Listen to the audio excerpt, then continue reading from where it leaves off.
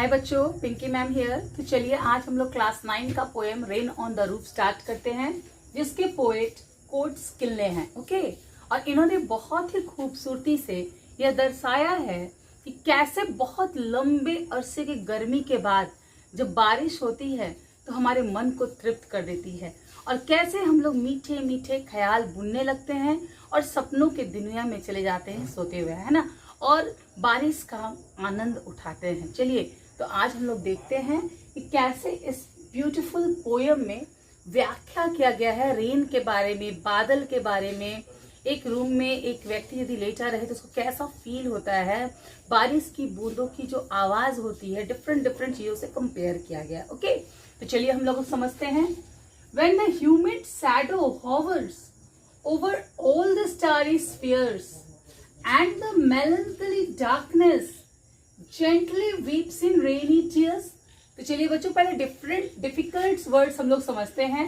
Humid, humid मतलब क्या होता है बेटा, जिसमें नमी हो। ठीक है, ह्यूमिड शैडो मतलब ऐसा क्लाउड जिसमें मॉइस्चर हो, नमी हो। ओके, और वो पूरा मॉइस्चर से, पानी से भरा हुआ हो। ओके, जैसे कि इंग्लिश मीनिंग आप लोग देख रहे हो, उसको ध्यान देना क्योंकि सिनोनियम्स आते हैं एग्जाम्स पर्पज से। ओके, इसलिए मैंने सबका इंग्लिश वर्ड मीनिंग लिखा हुआ और हिंदी में मैं एक्सप्लेन करती हूँ आपको। ओके, तो बेटा यहाँ क्या बताया जा रहा है कि when the humid shadow hovers over all the starry spheres, यहाँ बताया जा रहा है कि आकाश में पूरे तारे हैं। स्टारी स्फीयर्स मीन्स क्या होता है बेटा, पूरे मैंने क्लियर है स्काई। ओके, और वहां पे क्या है, स्टार्स है। तभी अचानक क्या होता है, एक तरफ से क्लाउड आता है जिसमें पूरा मॉइस्चर यानी पानी भरा हुआ है। ओके, और तुरंत अंधेरा छा जाता है।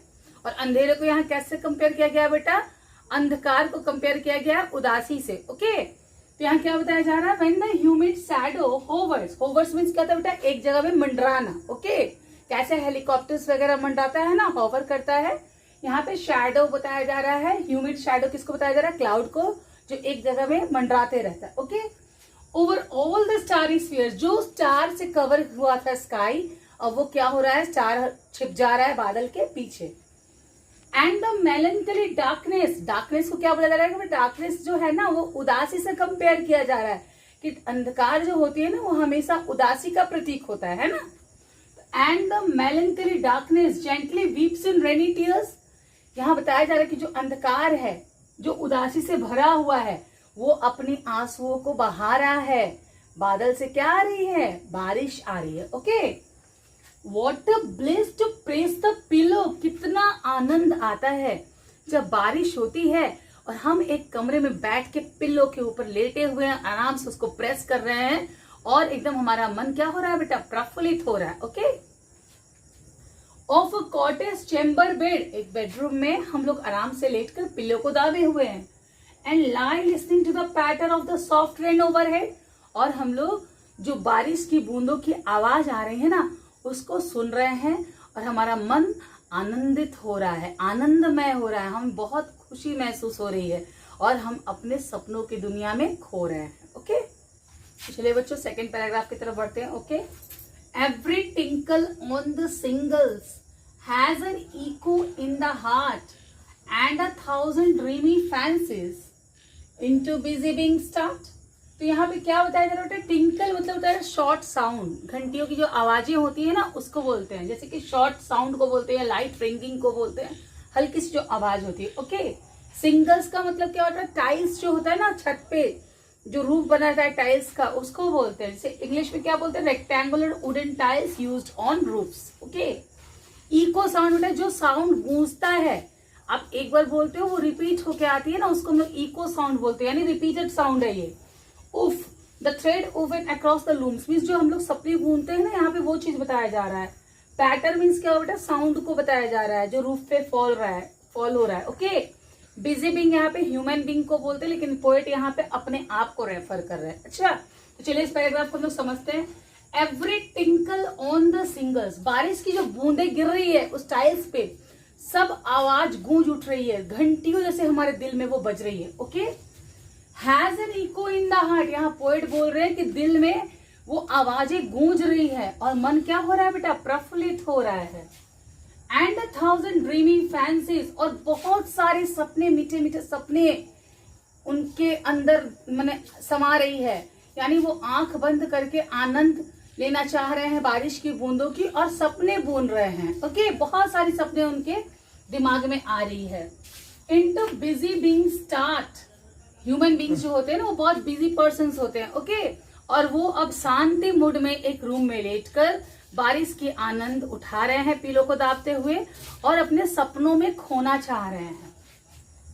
Weave their airy threads into oof as I listen to the patter of the rain upon the roof।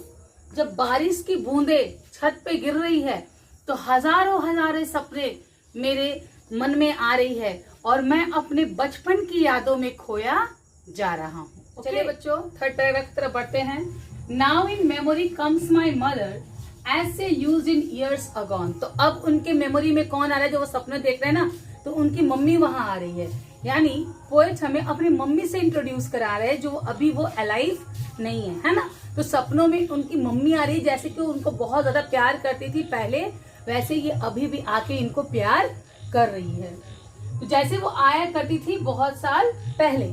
To regard the darling dreamers और see left them till the dawn. तो ये ड्रीमर्स को बताना चाह रहे हैं वो अपने सपने के बारे में, जिसमें वो अपनी मम्मी को इंट्रोड्यूस करा रहे हैं हमसे और वो बता रहे हैं कि मेरी मम्मी जैसे पहले आकर मुझे प्यार किया करती थी वैसे ही फिर से अभी आ रही है। और क्या हो रहा है बेटा, जैसे ही दिन निकलता है वो वहां से चली जाती है सपने से। Okay, oh I feel her fond look on me.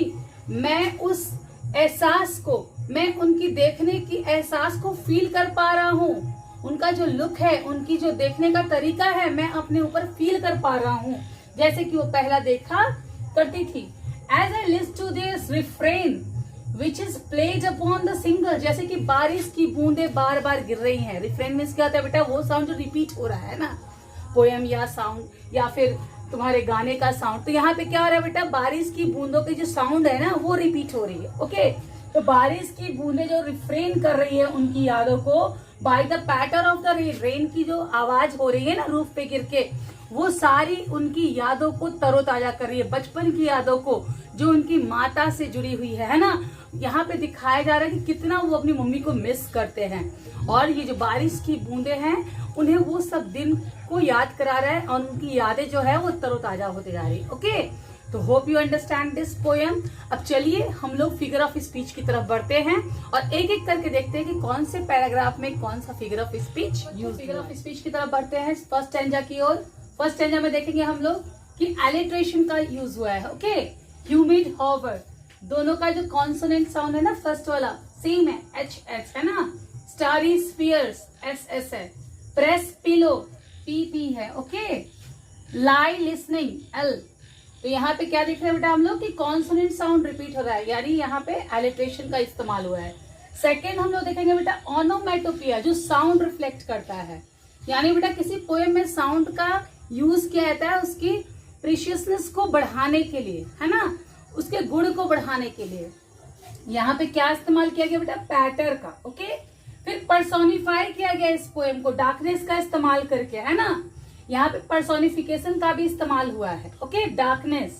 Next है आपका ट्रांसफर्ड एपिथेट, जहां पे नाउन के पहले क्या लगाया गया बेटा? एडजेक्टिव, और वो जो नाउन है ना वो दूसरे नाउन को रिफ्लेक्ट कर रहे हैं। यहाँ पे मेलनकली आपका एडजेक्टिव हुआ, डार्कनेस आपका क्या हुआ बेटा? नाउन, और ये दूसरे नाउन को रेफर करा है, यानी refer to sad people. Okay, second stanza की तरफ बढ़ते हैं हम लोग। यहाँ पे एलिट्रेशन दिया हुआ है। ओके, एलिट्रेशन कौन कौन सा है बेटा? बिजी बीइंग, दोनों का फर्स्ट कॉन्सोनेंट।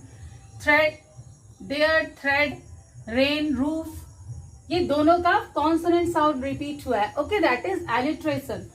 अब देखेंगे हम लोग ओनोमेटोपिया का इस्तेमाल, यानी साउंड का इस्तेमाल किया गया, टिंकल, पैटर। थर्ड हम लोग क्या देखेंगे? पर्सोनिफाई किया गया, यानी रिकलेक्शन जो है वो पर्सोनिफाई किया गया। ओके, फिर देखेंगे ट्रांसफर्ड एपिथेट का यूज हुआ है, यानी ड्रीमी फैंसीज। तो यहाँ पे फैंसी जो है वो ड्रीमी नहीं है, यहाँ पे रेफर कर रहा है वो पीपल को जिसके ड्रीम्स होते हैं। ओके, अब चलिए हम लोग थर्ड पैराग्राफ की तरफ बढ़ते हैं। तो चलिए थर्ड पैराग्राफ की तरफ देखते हैं बेटा। एलिट्रेशन। ओके, मेमोरी, माई, मदर, सबका फर्स्ट कॉन्सोनेंट क्या हुआ बेटा? रिपीट हुआ है। डार्लिंग ड्रीमर्स, डी यहाँ रिपीट हुआ है। ओके, उसके बाद ओनोमेटोपिया, पैटर यूज हुआ है। ओके, पैटर क्या है बेटा? एक साउंड दिखा रहा है इनका। ओके, तो hope you all understand and this poem is clear to you.